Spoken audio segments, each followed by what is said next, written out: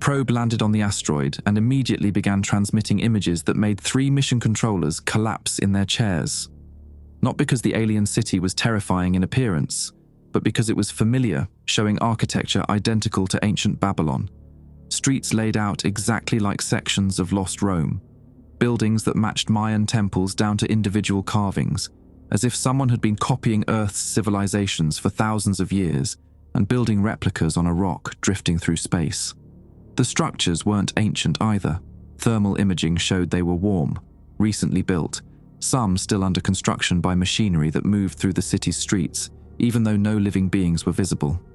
And carved into every wall, every doorway, every surface of the alien city were names, billions of them, listing every human who had ever lived, complete with birth dates, death dates, and a third date that hadn't happened yet, a future date that was the same for everyone.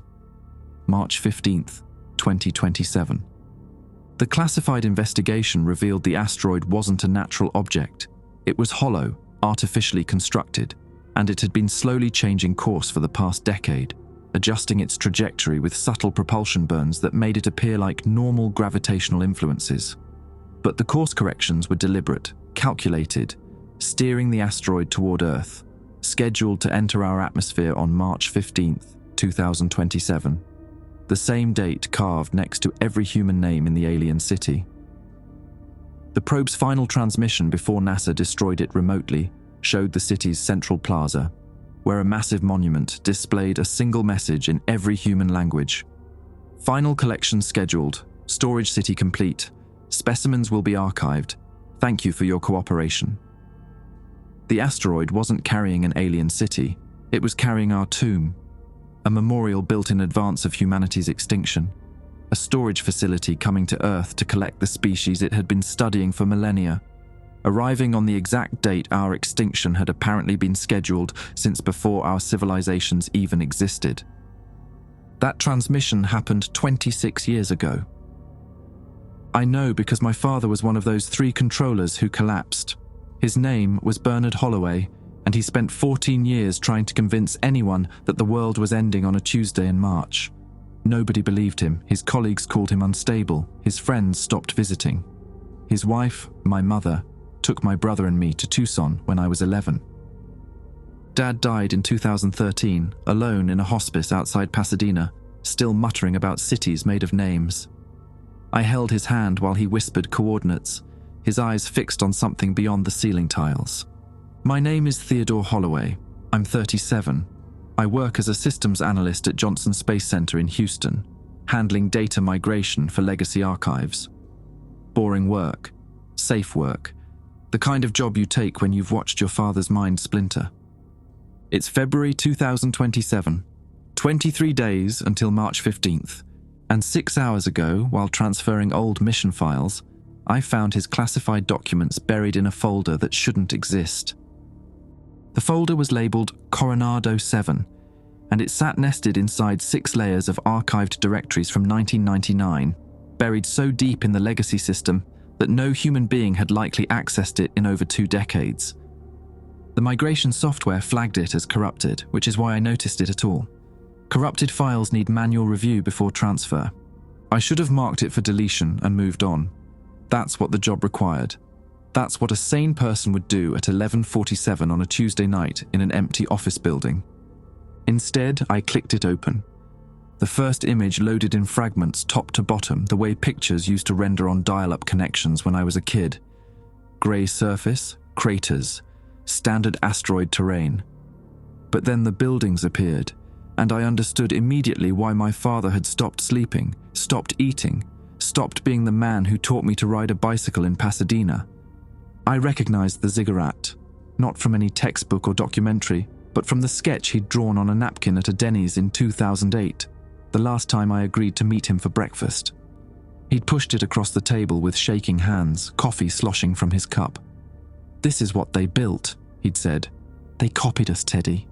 Every temple, every monument. They've been watching us build and then building again out there like a child copying his father's handwriting." I'd left the napkin on the table, told him I had a class to get to, didn't look back. Now that same ziggurat filled my monitor, rendered in NASA imaging, its stepped sides catching light from a sun 140 million miles away. "You're here late." I nearly put my elbow through the keyboard.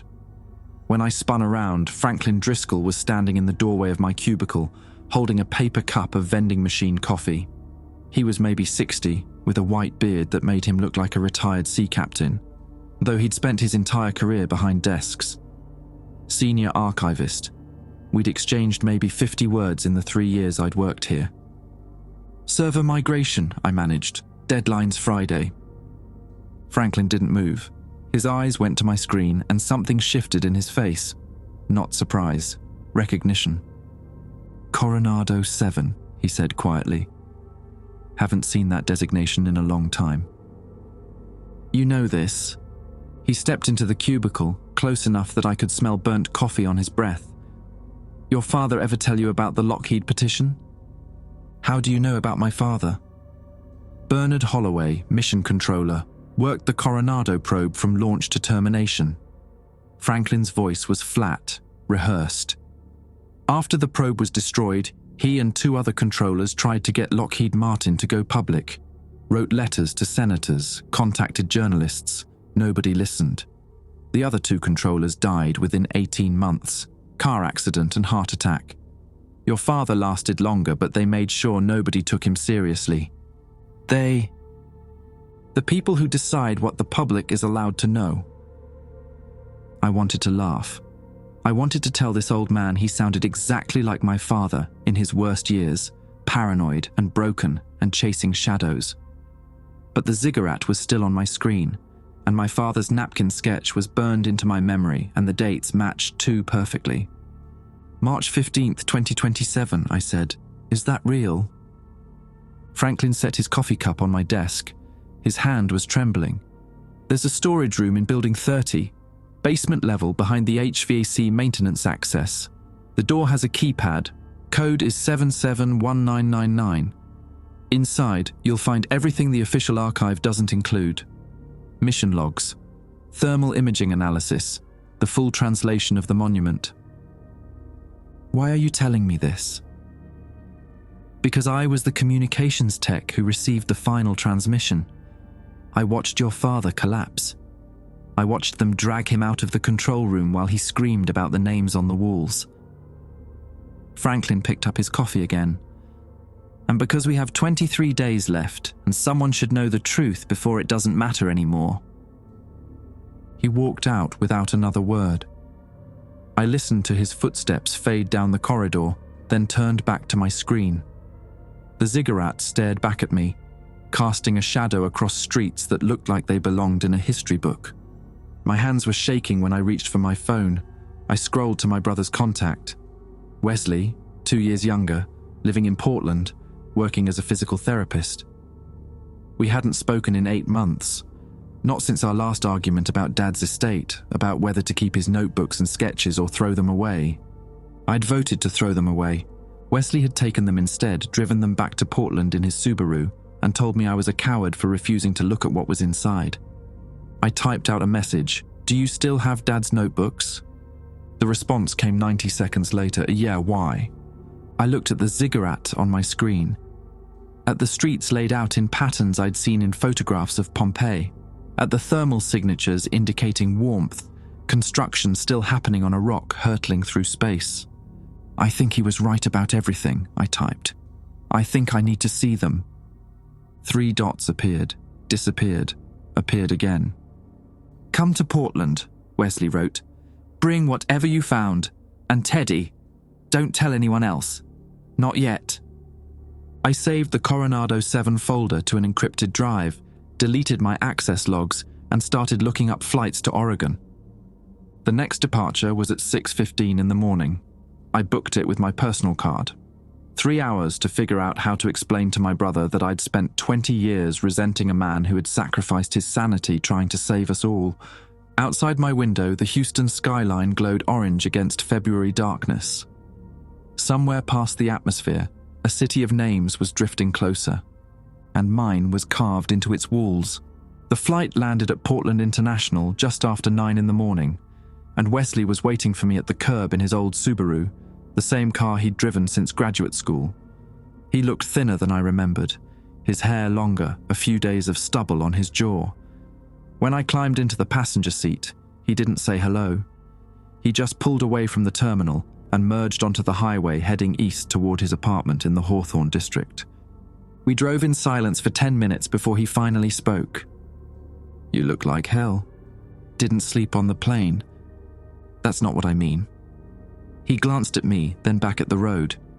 "You've got that look Dad used to get, like you're seeing something the rest of us can't." I wanted to argue, but the encrypted drive in my jacket pocket felt heavier than it should have. Maybe I am. Wesley's apartment was on the 3rd floor of a converted Victorian, the kind of place Portland was full of before tech money started pushing everyone out. He'd converted the 2nd bedroom into a home office, and that's where he'd stored everything from Dad's estate. 14 cardboard boxes stacked against the wall, each one labelled in our mother's handwriting. "I haven't opened most of them," Wesley admitted, standing in the doorway while I surveyed the boxes. Kept telling myself I would. Never found the right time. "You kept them, though." "Someone had to." There was no accusation in his voice, but I felt it anyway. "You want coffee?" "I just made a pot." "Yeah, thanks." While he went to the kitchen, I pulled down the first box labelled notebooks and set it on the desk. Inside were spiral-bound journals, maybe 20 of them, their covers worn soft from handling. I recognized Dad's handwriting on the spines, dates ranging from 1999 to 2012, the year before he died. I opened the earliest one. November 1999, 3 months after the Coronado probe had been destroyed. The first entry read, "They won't let me talk about what we saw. Signed papers today. NDA with criminal penalties. Morrison and Tanaka signed too. We're supposed to forget, but I can't forget." The names were there, all of them, every person who ever lived, and the dates, God help me, the dates. I kept reading. Dad's handwriting grew more erratic as the entries progressed, the letters cramping together, whole paragraphs crossed out and rewritten. He described the images from the probe in obsessive detail. The ziggurat, the streets, the thermal signatures showing machinery still building, still adding to the city's sprawl. He'd drawn sketches throughout, architectural diagrams that matched what I'd seen on my monitor in Houston with unsettling precision. But it was the entry from December 1999 that made me stop. Figured out what bothers me most. The architecture isn't just copied, it's predicted. The probe images show buildings that match Babylonian temples, Roman forums, Mayan pyramids. But some of the buildings don't match anything on Earth, not yet. They look like designs that haven't been built, concepts that only exist in architectural journals. Theoretical structures, which means whoever built that city didn't just copy our past. They knew our future. They knew what we would build before we built it. Wesley came back with 2 mugs of coffee. He handed me one and looked over my shoulder at the journal. "Find anything?" Dad thought the asteroid city wasn't just copying human civilization. He thought it was anticipating it. "What does that mean?" I showed him the entry. Wesley read it twice, his brow furrowing deeper each time. "That's insane," he said finally. "Is it?" I pulled out the encrypted drive and handed it to him. "Plug this into your computer. I need to show you something." It took a few minutes to transfer the files and get them open. When the first image loaded, the ziggurat, the streets, the impossible familiar architecture, Wesley didn't say anything. He just stared at the screen with his coffee growing cold in his hands. "This is real," he whispered. "NASA imaging from 1999. They destroyed the probe after this transmission, classified everything. Dad spent the rest of his life trying to get someone to listen. And no one did. No one believed him. They thought he'd had a breakdown. Mom thought he'd had a breakdown. I thought he'd had a breakdown." I set down my coffee mug, my hands unsteady. "But he was right, Wes, about all of it." Wesley scrolled through the images slowly. The streets, the monuments, the walls covered in carved names, billions of them. Too small to read in the wide shots, but unmistakably there. row after row of text etched into stone. "The date," he said. "March 15th, 2027. That's 3 weeks from now." 22 days?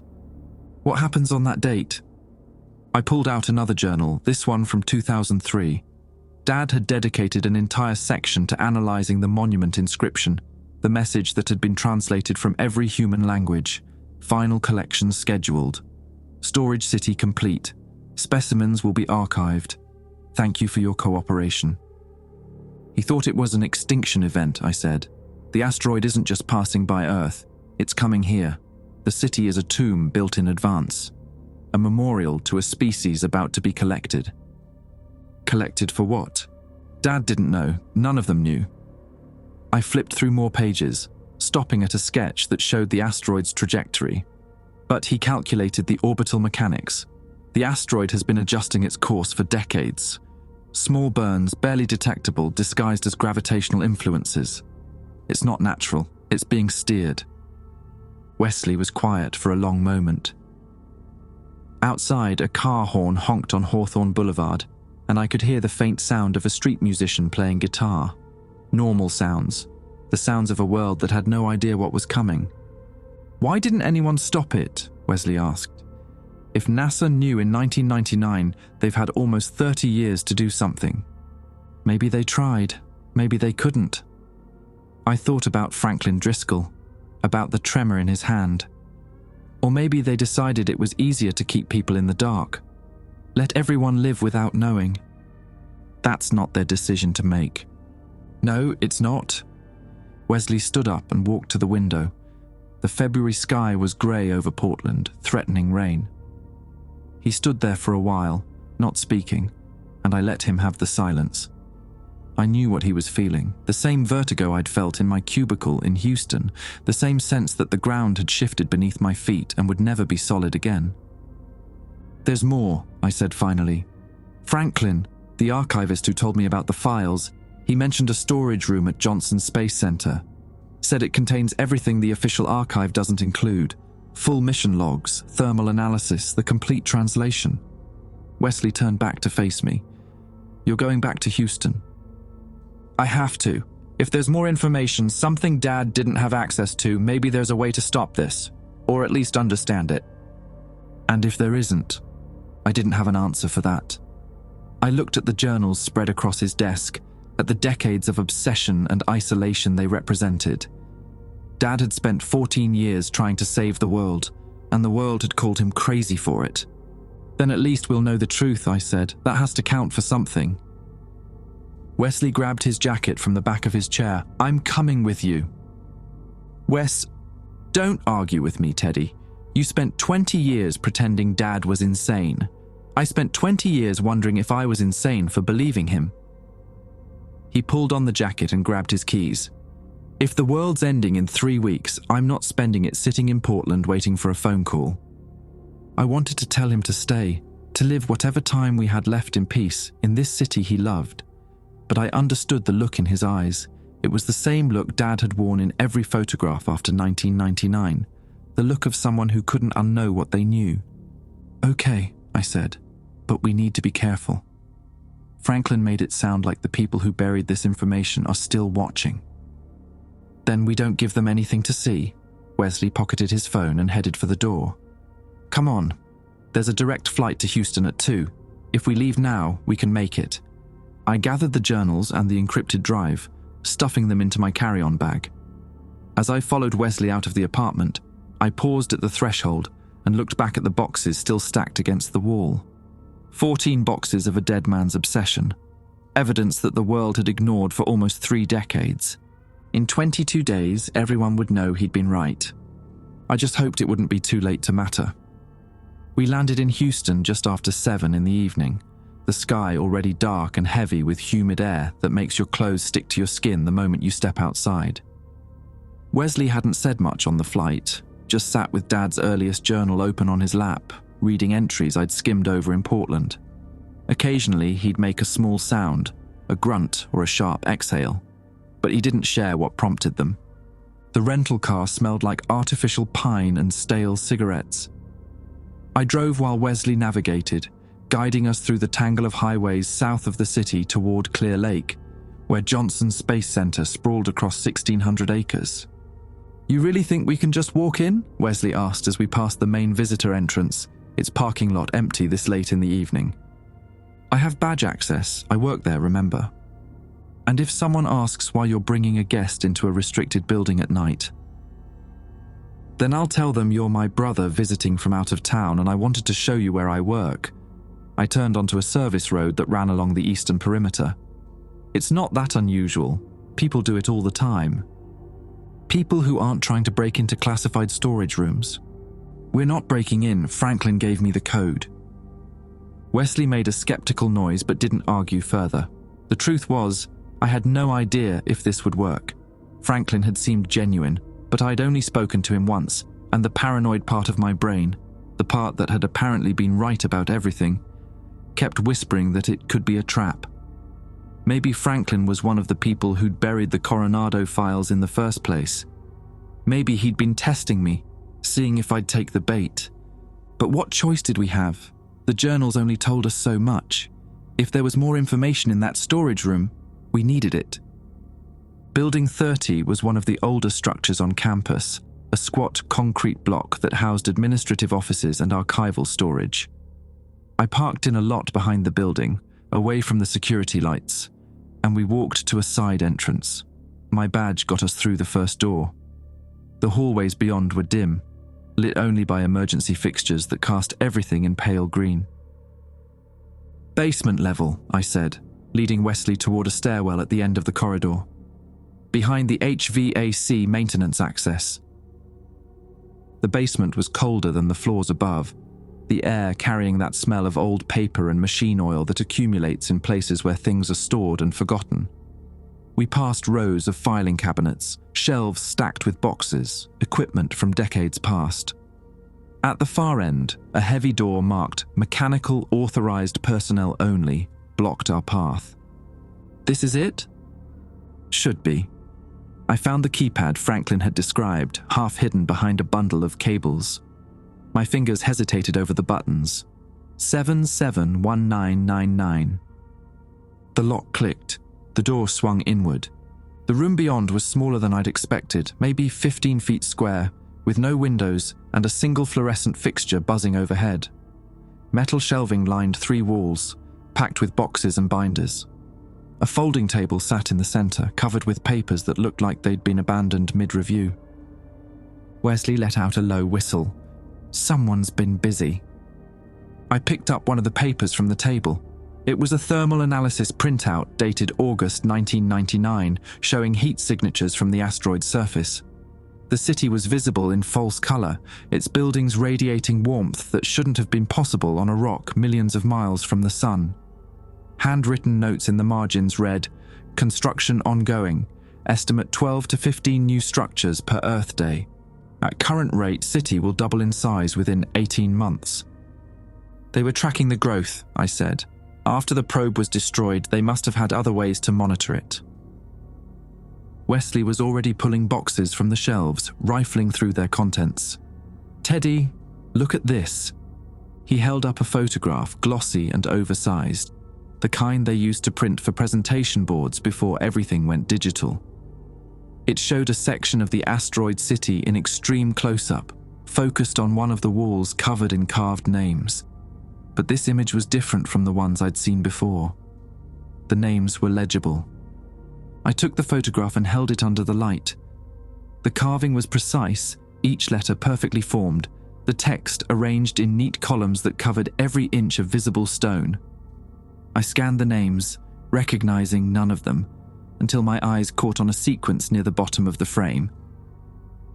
Bernard Holloway, June 3rd, 1952, September 14th, 2013, March 15th, 2027. My father's name, his birth date, his death date, and the collection date, the same as everyone else's. They knew, I breathed. They knew when he would die. 14 years before it happened. Wesley came to stand beside me, reading over my shoulder. His face had gone pale. That's not possible. None of this is possible. I set the photograph down and grabbed another box, tearing through its contents with shaking hands. More photographs, more names. Some I recognized from history. Presidents, scientists, artists, people who died centuries ago, and some I didn't. All of them had 3 dates: birth, death, collection. And then I found my own name, Theodore Holloway. April 17th, 1990. March 15th, 2027. March 15th, 2027. The same date for death and collection. The same date as everyone else who would still be alive when the asteroid arrived. Wesley grabbed the photograph from my hands before I could process what I was seeing. He stared at it for a long moment, then began searching frantically through the other images, pulling them out one by one, scanning the names carved into alien stone. "Where's mine?" he muttered. "Where the hell is mine?" "Wes, it has to be here. If yours is here, mine has to be..." He stopped. His hands went still. Oh, God. I looked at the photograph he was holding. Wesley Holloway. December 8th, 1992. March 15th, 2027.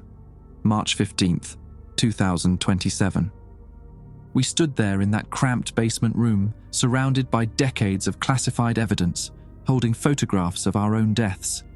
The fluorescent light buzzed and flickered overhead. Somewhere in the building, a pipe groaned as it expanded in the heat. "This is why they buried it," Wesley said finally, his voice hollow. "Not because they didn't believe it, because they did." He was right. The government hadn't suppressed the Coronado findings because they thought my father was crazy. They'd suppressed them because they knew he was right. They'd known for almost 30 years that humanity had an expiration date, that our names were already carved into a tomb drifting through space, that nothing we did would change what was coming. They'd let us live in ignorance because the alternative was unthinkable. "There has to be something else," I said, forcing myself to focus. "Some reason they kept all this. If it was hopeless, why bother documenting it?" I moved to another section of shelving, pulling down binders filled with typed reports, mission analyses, trajectory calculations, communications logs from the Coronado probe's final hours. And then, buried at the back of a bottom shelf, a black binder with no label. Inside were pages of handwritten notes, the handwriting unfamiliar but precise. The first page was dated January 2000 and titled Preliminary Assessment, Archive Function and Purpose. I began reading aloud, my voice steadier than I felt.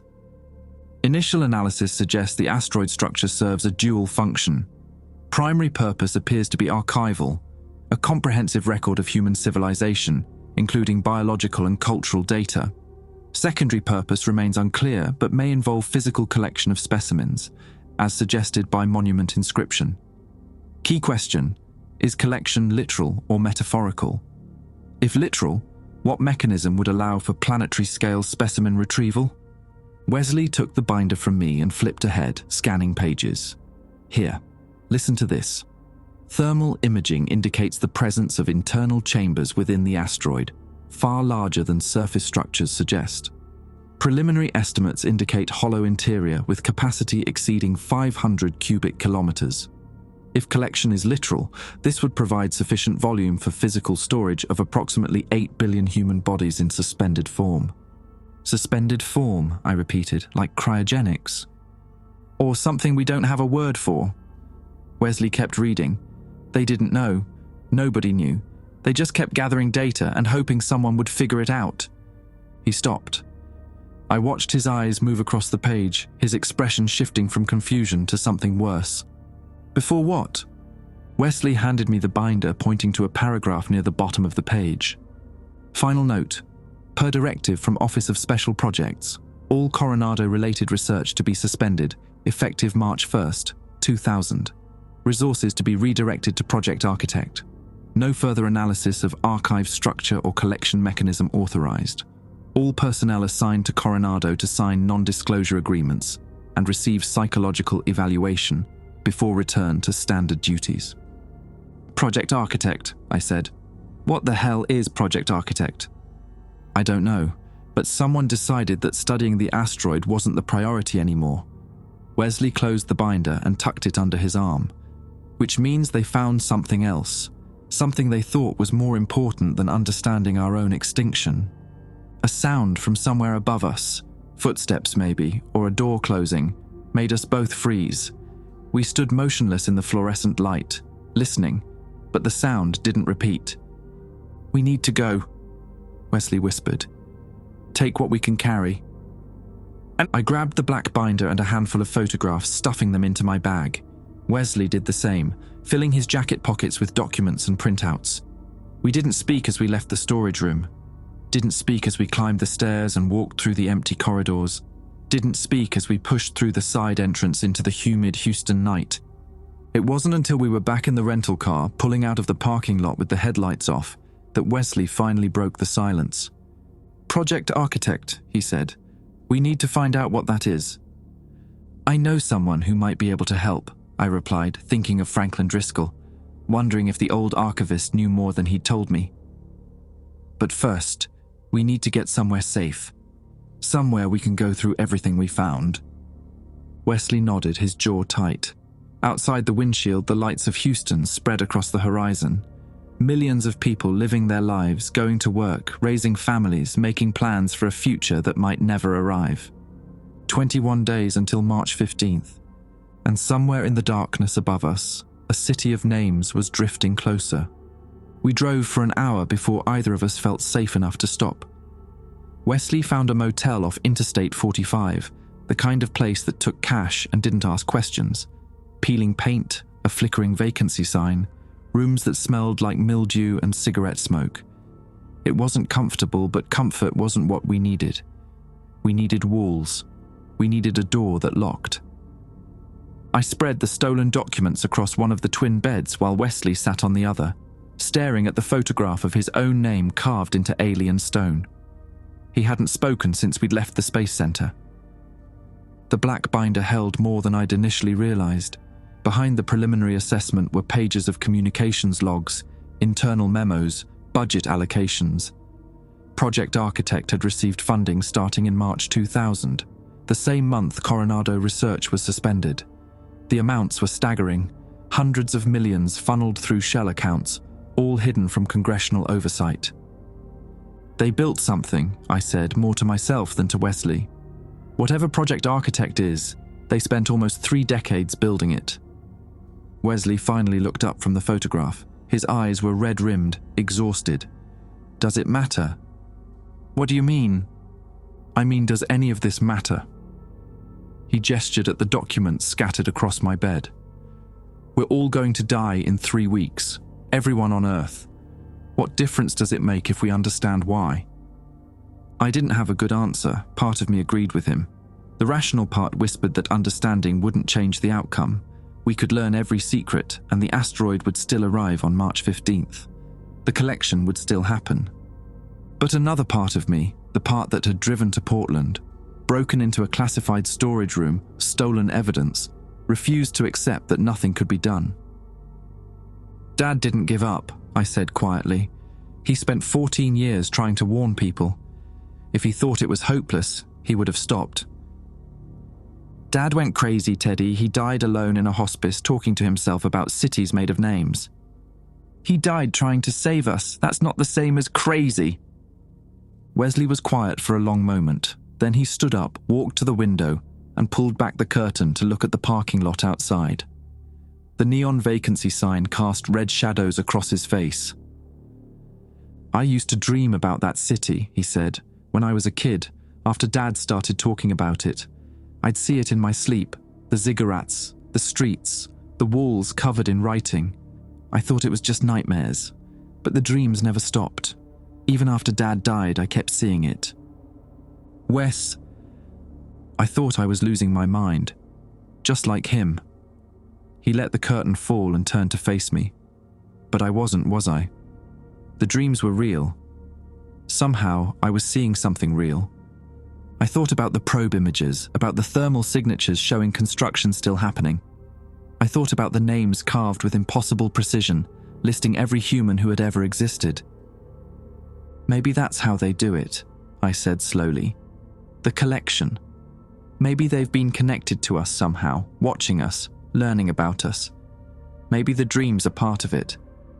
That's insane. Everything about this is insane. My phone buzzed in my pocket. I pulled it out and saw an unknown number, Houston area code. My first instinct was to ignore it, but something made me answer. Theodore Holloway. The voice was familiar, Franklin Driscoll, the archivist who'd started all of this. How did you get this number? Personnel records. I needed to reach you. There was tension in his voice, an urgency I hadn't heard before. You went to the storage room, didn't you? You found the Project Architect files. How do you know that? Because the access logs triggered an alert. Someone knows you were there. A pause. You need to meet me. Tonight. There's more you need to understand. Wesley was watching me intently, mouthing questions I couldn't answer. I held up a hand to silence him. Why should I trust you? For all I know, you set this whole thing up. If I wanted to stop you, I would have done it already. I could have reported you the moment you accessed the Coronado files. Franklin's voice softened. I was there when your father collapsed. I watched them destroy his reputation, his life. I've spent 27 years carrying that guilt. I looked at Wesley. He'd heard enough of the conversation to grasp the stakes. He gave me a small nod. Where? I asked. Kemmer Boardwalk, the old fishing pier, the one that's been closed since the hurricane damage. 1 hour. The line went dead. Wesley was already reaching for his jacket. You think it's a trap? Probably. I gathered the documents and stuffed them back into my bag. But he's right about one thing. If they wanted to stop us, they could have done it by now. The fact that we're still free means someone wants us to keep digging. Or they're using us as bait. Then we'll be careful bait. The drive to Kemmer took 40 minutes.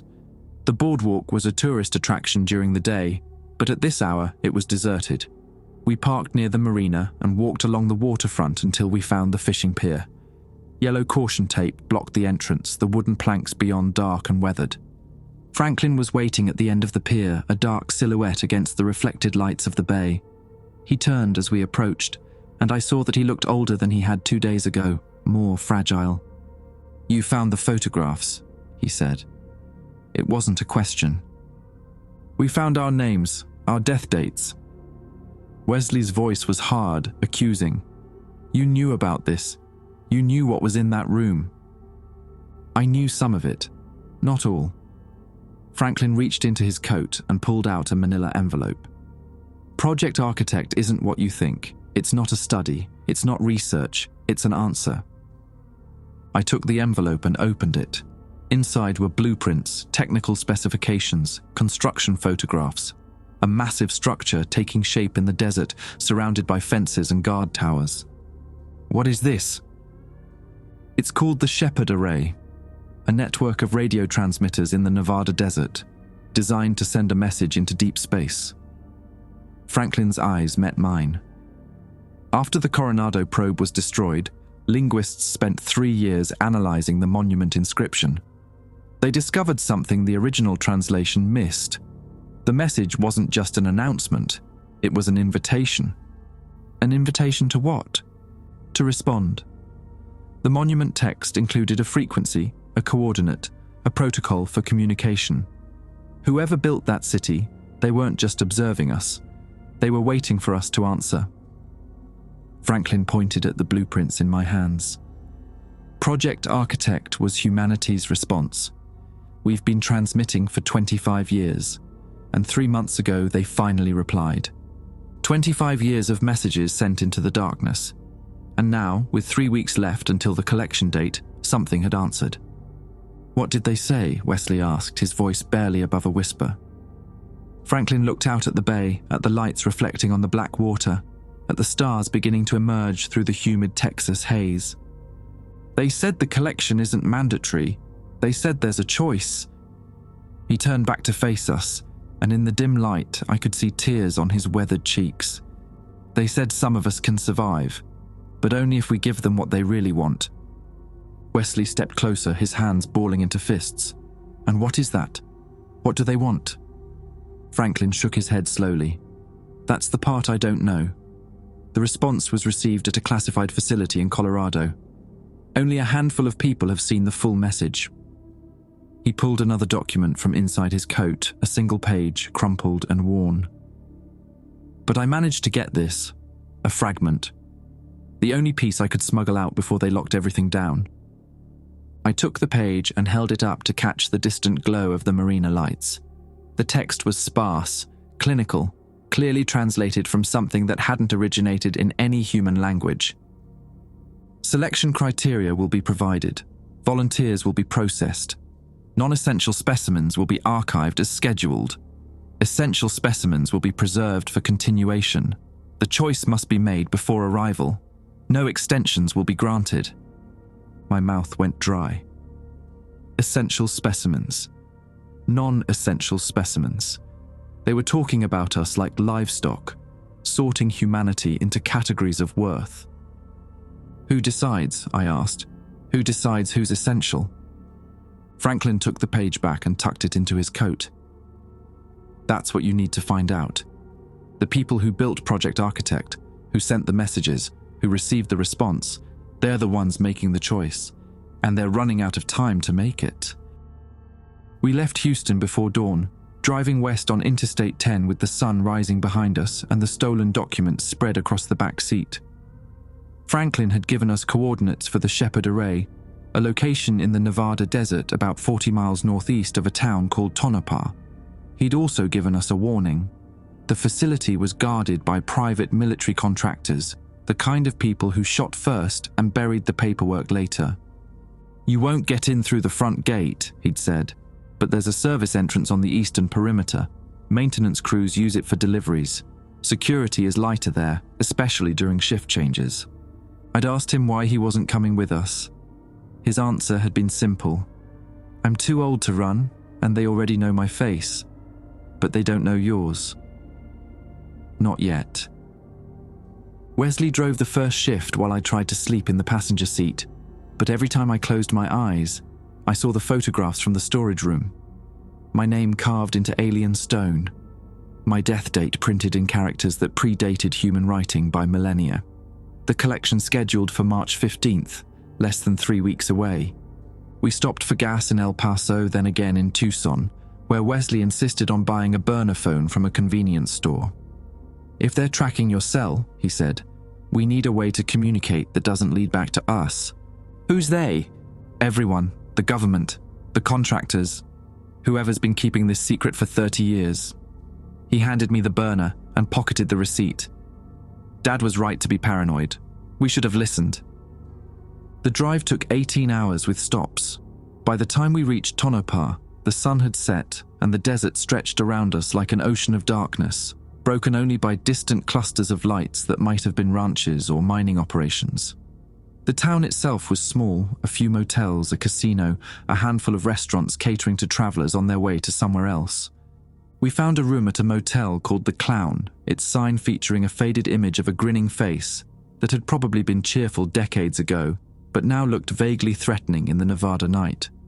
Wesley paid cash while I studied the map Franklin had drawn for us, tracing the route to the service entrance with my finger. We go in at 0400, I said when Wesley returned with the room key. Franklin said shift change happens at 0430. That gives us a 30-minute window to get inside before the new guards arrive. And once we're inside, what's the plan? Find the communications center, that's where they received the response. If the full message exists anywhere, it'll be there. Wesley sat down on the edge of one of the beds and rubbed his eyes. He looked exhausted, the kind of tired that sleep couldn't fix. You know this is probably a trap, right? Franklin could be setting us up, leading us straight to the people who want to keep this buried. Maybe. But what's the alternative? Go home and wait to die? We could tell people, go public with what we know, post the documents online, contact journalists, force the government to acknowledge what's happening. I'd thought about that. In the hours of driving across Texas and New Mexico, I'd imagined a dozen different scenarios where we exposed the truth and the world responded with outrage, with action, with some collective effort to fight back against what was coming. But every scenario fell apart when I tried to picture the aftermath. Even if anyone believed us, what would they do? The asteroid is 3 weeks away. There's no technology that can stop it, no weapon that can destroy it. All we'd accomplish is mass panic. I sat down across from him. Dad tried to warn people for 14 years. Nobody listened. They called him crazy and let him die alone.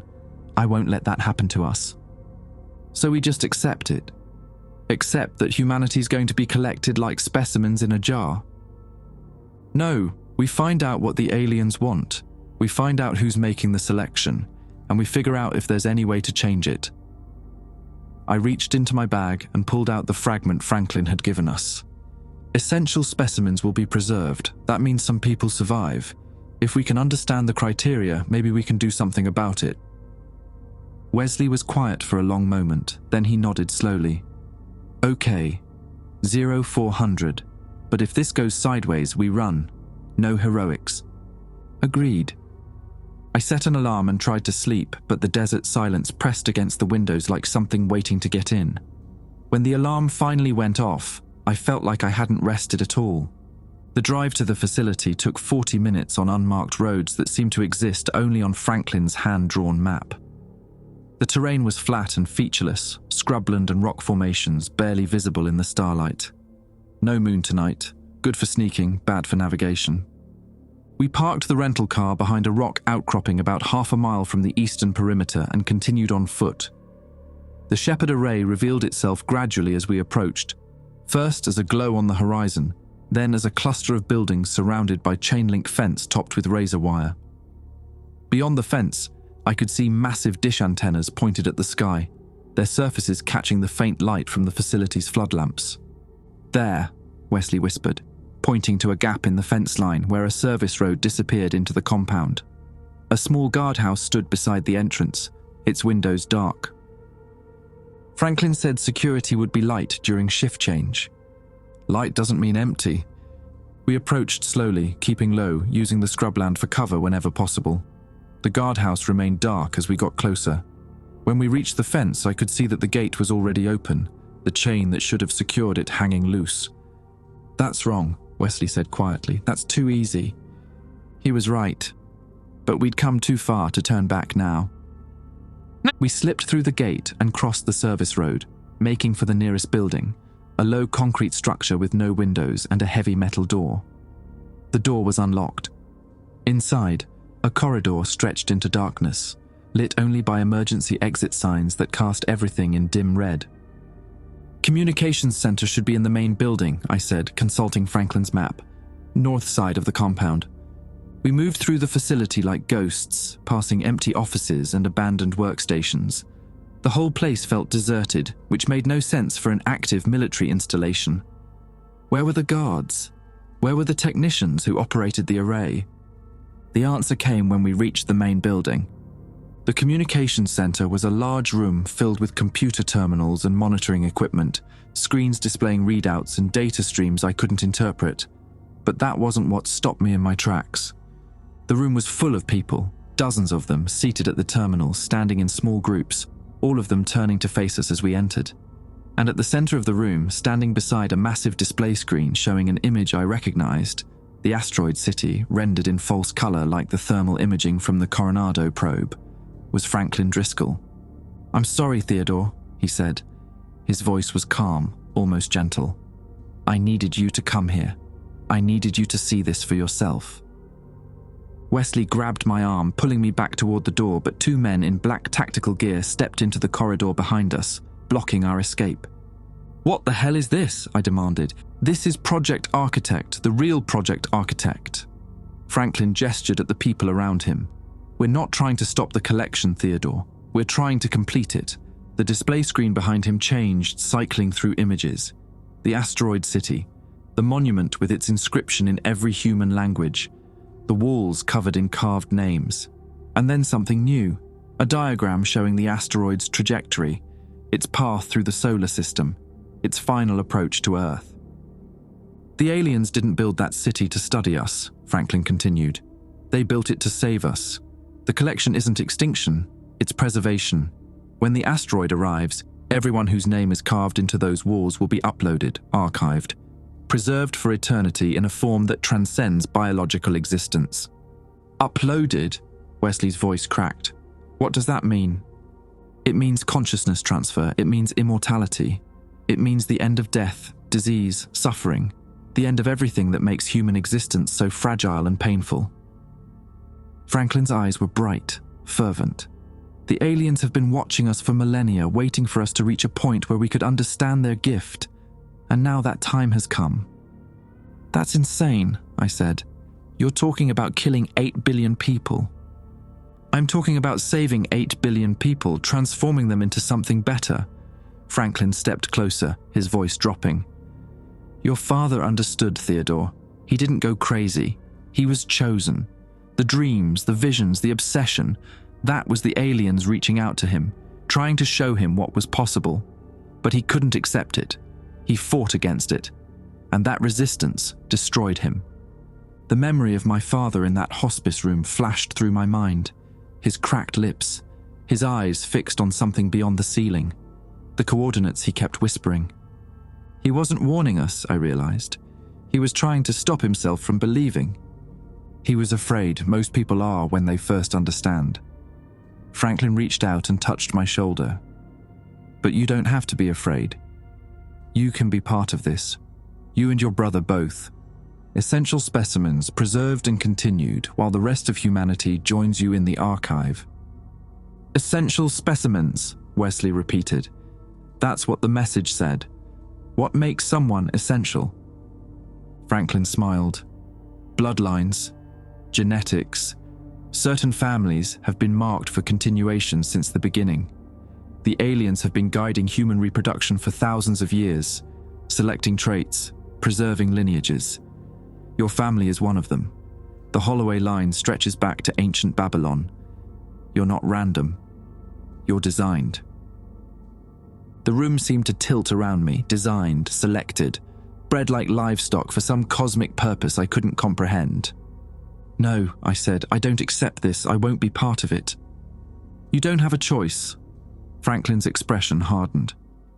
The selection has already been made. The essential specimens have been identified. When the asteroid arrives, you'll be collected along with everyone else. But you'll be preserved in your current form, conscious and aware, while the others are archived as data. That's the difference. That's what essential means. And the people who aren't essential, what happens to them? Franklin didn't answer. He didn't have to. I lunged at him, rage overwhelming reason and caution, but the guards were faster. They grabbed me before I could reach Franklin, forcing me to my knees, my arms twisted behind my back. Wesley shouted something, tried to intervene, and I heard the sound of a struggle, a grunt of pain, a body hitting the floor. Take them to Holding, Franklin ordered. They'll understand eventually. They all do, once they see what's coming. The guards dragged me toward a door at the back of the communications center. Through the chaos, I caught one last glimpse of the display screen. The asteroid city, its streets and monuments and walls of names, growing larger as the view zoomed in. And there, carved into the stone in characters older than human civilization, I saw something. Not just names, not just dates, but choices, decisions. A record of every significant action every human being had ever taken, catalogued and preserved alongside their biological data. They hadn't just been watching us all along, they'd been recording everything, and in 3 weeks they were coming to collect the entire archive. The holding cell was 10 feet square, concrete walls painted institutional grey, a single fluorescent tube buzzing overhead. No window, no furniture except a metal cot bolted to the floor and a steel toilet in the corner. They'd taken my phone, my bag, everything except the clothes on my back. I had no idea where Wesley was, whether he was injured, whether he was even still alive. I sat on the cot with my back against the wall and tried to think. Franklin's words kept echoing in my head. Your father understood. He was chosen. The dreams, the visions, the obsession. That was the aliens reaching out to him. But he couldn't accept it. He fought against it. All those years I'd believed Dad was mentally ill. I'd watched him deteriorate, watched him lose everything, his career, his marriage, his relationship with his sons, and I'd told myself it was because something had broken inside his brain. a chemical imbalance, a trauma response, anything except the truth. But the truth was worse than madness. The truth was that my father had seen exactly what was coming, had understood what humanity faced, and had spent 14 years trying to resist an invitation that most people would have accepted without question. Immortality, preservation, an end to death. Why would anyone fight against that? I closed my eyes and let myself remember the last time I'd seen him conscious and lucid. The hospice room in Pasadena, the machines beeping their steady rhythms, the smell of antiseptic and slow decay. He'd grabbed my wrist with surprising strength, his eyes suddenly clear after days of confusion. "Don't let them take you, Teddy," he'd whispered, his voice cracking with urgency. "Don't let them make you forget what it means to be human. The archive isn't salvation. It's a cage. A beautiful, perfect cage where nothing ever changes, nothing ever grows, nothing ever truly dies. That's not life. That's just existence." I'd thought he was hallucinating. I'd patted his hand and told him to rest, and then I'd driven back to Houston and tried to forget the look in his eyes, the terrible clarity of a man who knew exactly what he was saying. Now I understood. The aliens weren't offering immortality, they were offering stasis. A frozen moment stretched across eternity, consciousness preserved but unable to change, unable to evolve, unable to grow, unable to become anything other than what it already was. The essential specimens would be kept alive in some form, but they'd be specimens, exhibits in a cosmic museum, pinned in place like butterflies under glass forever. And the rest of humanity, archived as data, reduced to information stored on alien servers. Whatever made them human, their capacity for growth, for change, for surprise, for love, erased in the translation from flesh to code. That was why Dad had fought. Not because he was afraid of death, but because he understood that what the aliens offered was something worse than death. A kind of living extinction. The cell door opened. I expected guards, maybe Franklin come to gloat. Instead, a young man stepped inside, late 20s, sandy hair, a face I didn't recognize. He was wearing the same grey coveralls as the technicians I'd seen in the communications center, but his expression was different. Nervous, conflicted. "You're Theodore Holloway," he said, not a question. "Who are you?" "My name is Garrett Osman. I work in the translation division here." He glanced over his shoulder at the open door, checking the corridor. "We don't have much time. The night shift supervisor is sympathetic, but he can only disable the cameras for 10 minutes. "Sympathetic to what?" Garrett stepped closer, lowering his voice. "Not everyone here believes what Franklin believes. Some of us have seen the full translation of the alien response, the parts they don't share with the true believers." "What parts?" "The collection isn't voluntary, Mr. Holloway, not for anyone. The essential specimens, the archived masses, none of us have a choice. The aliens aren't asking permission, they're informing us of a schedule." Garrett's hands were shaking. "Franklin thinks he's negotiating. He thinks if we cooperate, if we help them identify the bloodlines and prepare the population, they'll treat us better. But that's not how it works. We're not partners. We're inventory. Inventory, livestock being counted before slaughter." "Why are you telling me this?" "Because your father was right about everything. Bernard Holloway was the only person who ever looked at the alien message and truly understood what it really meant. Not salvation, not preservation, control." Garrett reached into his coveralls and pulled out a small device, a handheld computer of some kind, its screen glowing faintly in the dim cell. "He left something behind, something the others never found. A counter-frequency, a way to disrupt the collection signal. A way to stop it. No, nothing can stop it. The asteroid is too close and the technology is too advanced. But your father figured out a way to corrupt the process, to introduce noise into the archive, to make the collected data incomplete." I stared at the device. "What does that mean?" "It means chaos. Glorious, unpredictable chaos. It means the aliens won't get what they want, a perfect frozen record of humanity. Instead, they'll get fragments, corrupted files, incomplete specimens, Garrett pressed the device into my hands. It's not survival, Mr. Holloway. It's sabotage, the only form of resistance we have left. And what happens to the people who are collected if the archive is corrupted? Garrett's expression flickered. I don't know. Maybe nothing changes for them. Maybe they're freed from stasis. Or maybe... He didn't finish the sentence. Maybe they're destroyed. Maybe, yes. He met my eyes. Your father spent 14 years wrestling with that question. Whether it was better to let humanity be preserved as exhibits, or to risk everything for the chance that we might remain human, even if that means we don't remain at all. I looked at the device in my hands, such a small thing. A few circuits and a screen probably cobbled together from spare parts and desperate hope over many sleepless years. My father's final gift to a world that had called him crazy and abandoned him to die alone. Where's my brother? 2 cells down. I can get you both out, but you'll have to move fast.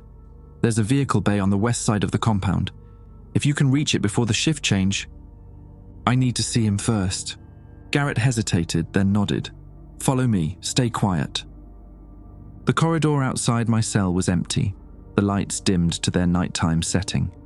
Garrett led me past 3 identical doors before stopping at the 4th, each one potentially holding another prisoner, another person caught in this web of cosmic conspiracy.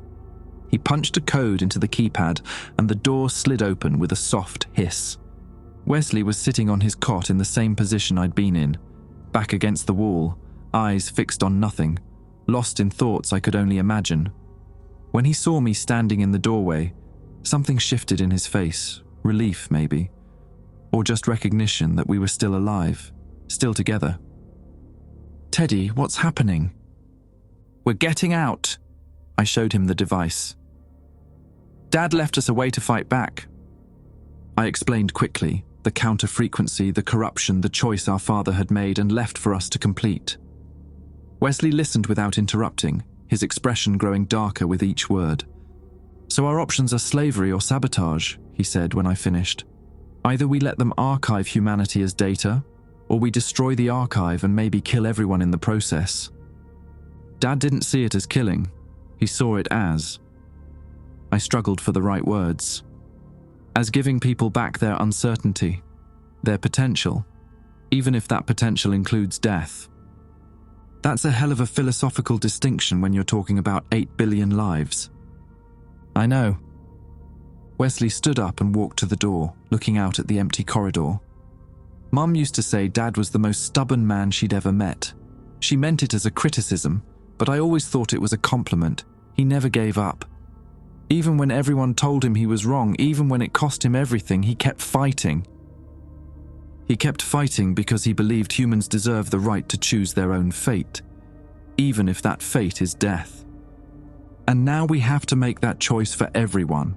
Wesley turned back to face me. That's what this is, isn't it? We activate that device, and we're deciding for the entire species that uncertain death is better than eternal imprisonment. Yes. Hell of a thing to put on 2 guys from Pasadena. Despite everything, the fear, the exhaustion, the weight of what we were about to attempt, I almost laughed. Dad always said we were overachievers. Wesley was quiet for a moment. Then he reached out and put his hand on my shoulder. Okay, let's do it. Let's finish what he started. Garrett appeared in the doorway. We need to move. Now, the cameras will be back online in 3 minutes. We followed him through the facility, moving fast and staying low. The compound was quieter than it had been when we'd arrived, most of the personnel apparently asleep or focused on their work in the communications center. Garrett led us through maintenance corridors and service tunnels, avoiding the main thoroughfares. The vehicle bay was a large garage housing several trucks and utility vehicles. Garrett pointed to a white van near the exit. Keys are in the ignition. Take the service road east for 2 miles, then turn north. You'll hit a highway that leads to Tonopah. He handed me a folded piece of paper. These are coordinates for the broadcast point. Your father's counter-frequency has to be transmitted from a specific location to interfere with the collection signal. It's about 50 miles from here, in the mountains. What about you? I'll stay, try to buy you time, misdirect the search. Garrett's smile was sad.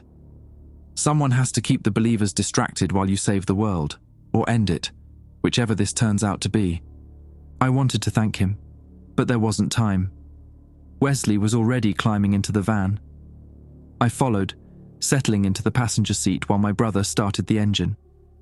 As we pulled out of the vehicle bay and onto the dark desert road, I looked down at the device in my hands, my father's last message to humanity, a choice he'd been too afraid or too wise to make himself.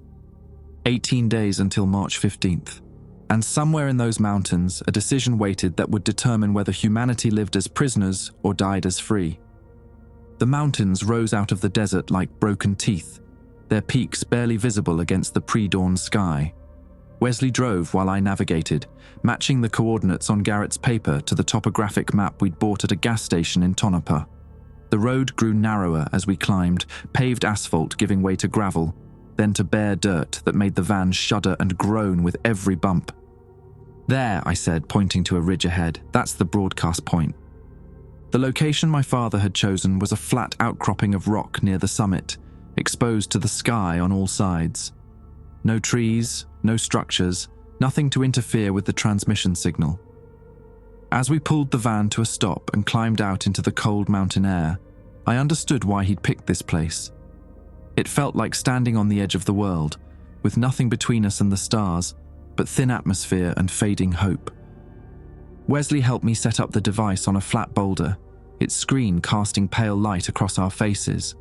The interface was simple, a single button labeled Transmit, and a countdown timer showing the optimal broadcast window. According to the notes Garrett had included, we had a 12-hour window to activate the counter frequency before the Asteroid's collection systems came online. After that, the signal would be useless. 18 days early, Wesley said, reading over my shoulder. Dad calculated all of this years ago. He knew exactly when the window would open. He spent 14 years preparing for this moment, planning every detail. I stared at the transmit button, my finger hovering above it. And then he died without ever pressing it. Maybe he couldn't. Maybe in the end he wasn't sure it was the right thing to do. Or maybe he was waiting for us. I looked at my brother, his face half lit by the device's glow. Maybe he knew we'd find the files, follow the trail, end up here. Maybe this was always supposed to be our choice, not his. Wesley was quiet for a moment. Then he reached out and put his hand over mine, steadying it above the button. "Whatever we decide together. That's how Holloways do things." Before I could respond, headlights appeared on the road below, multiple vehicles climbing fast, their engines echoing off the mountain walls. I counted 3 sets of lights, maybe 4, moving in formation. "They found us," Wesley said. "Garrett bought us as much time as he could." I looked at the countdown timer. 4 hours until the optimal window closed. We can still do this. We just have to hold them off long enough to transmit. Hold them off with what? We don't have weapons, we don't have backup. Wesley grabbed my arm. "Teddy, if they catch us, they'll destroy the device. Everything Dad worked for, everything we've sacrificed, it'll all be for nothing." "Then we don't let them catch us." I grabbed the device and started climbing higher away from the road, toward a cluster of boulders near the summit that might provide cover. Wesley followed, his breath coming hard in the thin mountain air. Below us, the vehicles had reached the outcropping where we'd parked. Doors slammed, voices shouted, flashlight beams cut through the darkness like searchlights. We reached the boulders and pressed ourselves into a narrow crevice between 2 massive rocks, our backs against cold stone. From here, I could see the figures spreading out below, methodically searching the terrain. At least a dozen of them, maybe more, all wearing the same black tactical gear as the guards at the Shepherd Array. And leading them, his white hair unmistakable even in the darkness, was Franklin Driscoll. "Theodore," his voice carried up the mountainside, amplified by the natural acoustics. "I know you're up there. I know you have your father's device. But you need to understand, activating that signal won't save anyone, it will only cause suffering." I didn't respond. Beside me, Wesley was scanning the rocks for another escape route, but there was nowhere to go. We were trapped on a mountain with armed men closing in, and a decision that could determine the fate of every human being on Earth. Your father was brilliant, Franklin continued, his voice growing closer. He understood the alien technology better than anyone, but he was also afraid.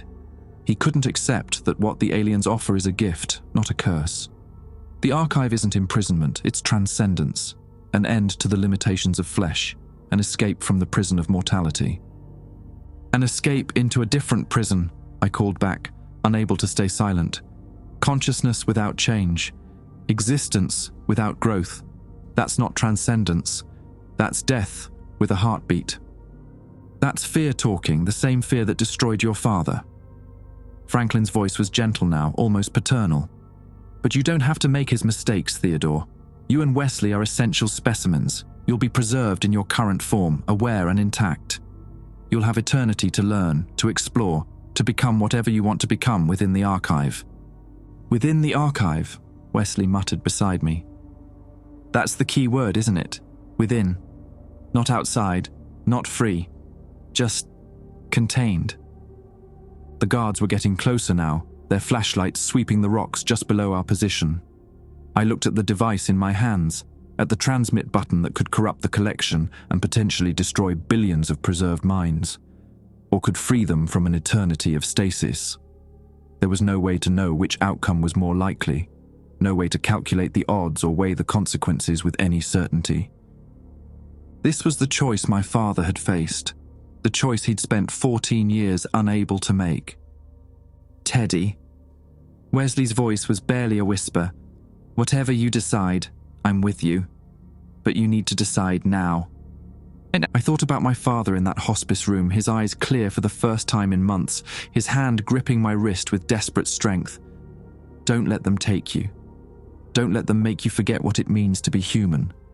I thought about the asteroid city, its streets and monuments and walls of names, billions of human beings reduced to data points in an alien archive, preserved forever, frozen forever, never changing, never growing, never becoming anything other than what they already were.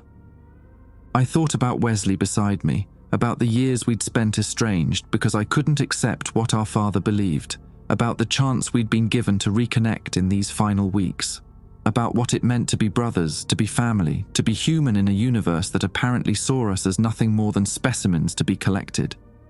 And I thought about choice itself, the fundamental human capacity to decide our own fate, even when every option was terrible, even when the consequences were unknowable, even when the weight of the decision was more than any single person should have to bear.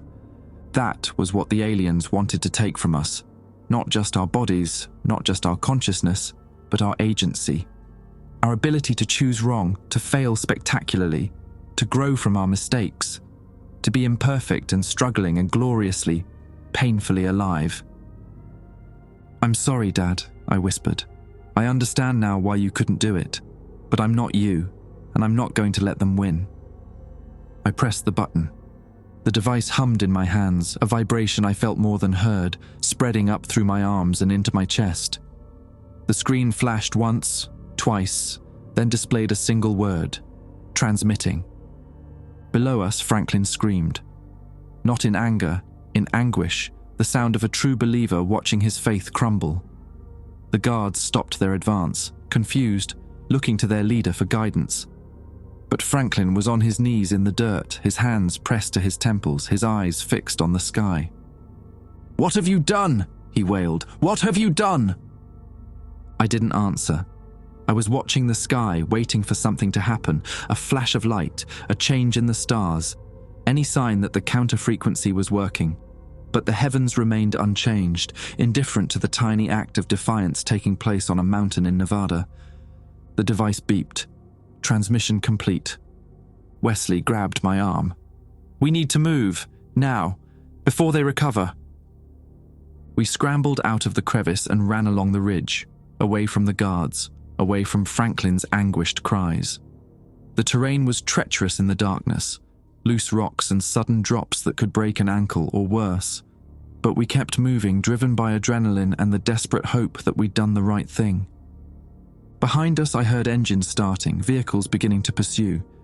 But the road didn't reach this far up the mountain. They'd have to follow on foot, and we had a head start. We ran until my lungs burned and my legs threatened to give out beneath me, until the sky began to lighten in the east and the stars faded into the blue-grey of approaching dawn. Finally, we collapsed behind a rock formation on the far side of the mountain, gasping for breath, trembling with exhaustion and fear, and something else, something that might have been hope. "Did it work?" Wesley asked between ragged breaths. "Is there any way to know?" I looked at the device, now dark and silent in my hands. "Not until March 15th. Not until the collection happens. So we just wait. We wait, and we hope that Dad was right, that corrupting the archive is better than letting it exist as designed." I leaned my head back against the rock, watching the sky lighten above us.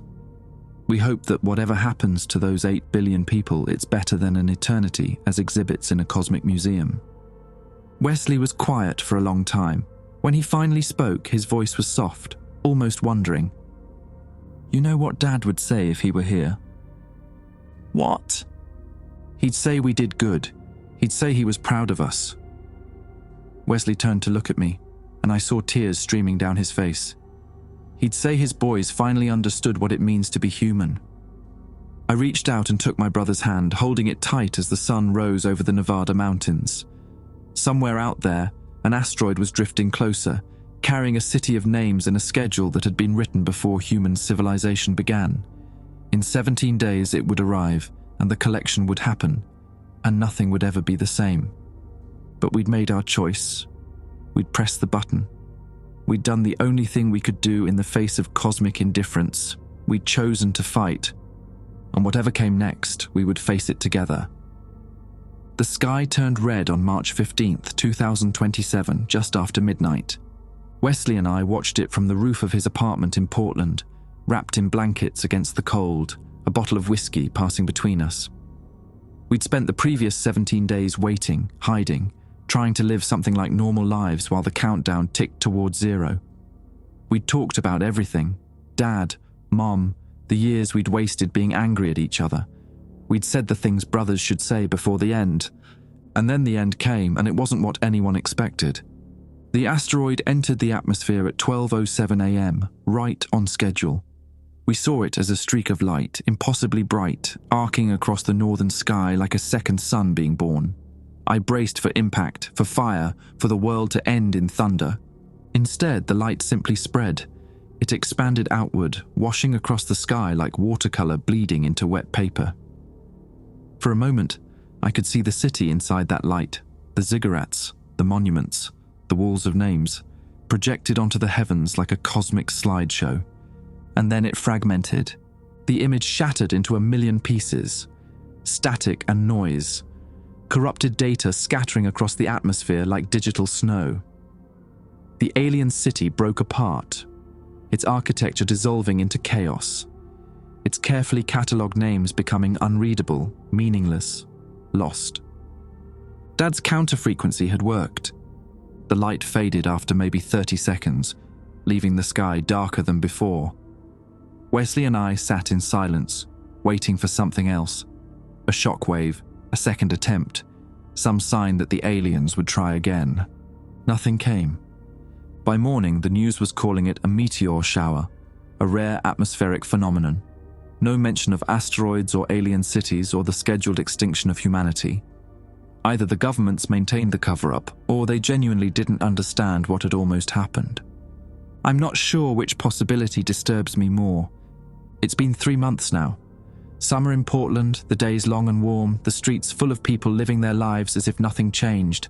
And maybe for them, nothing did. They'll never know how close they came.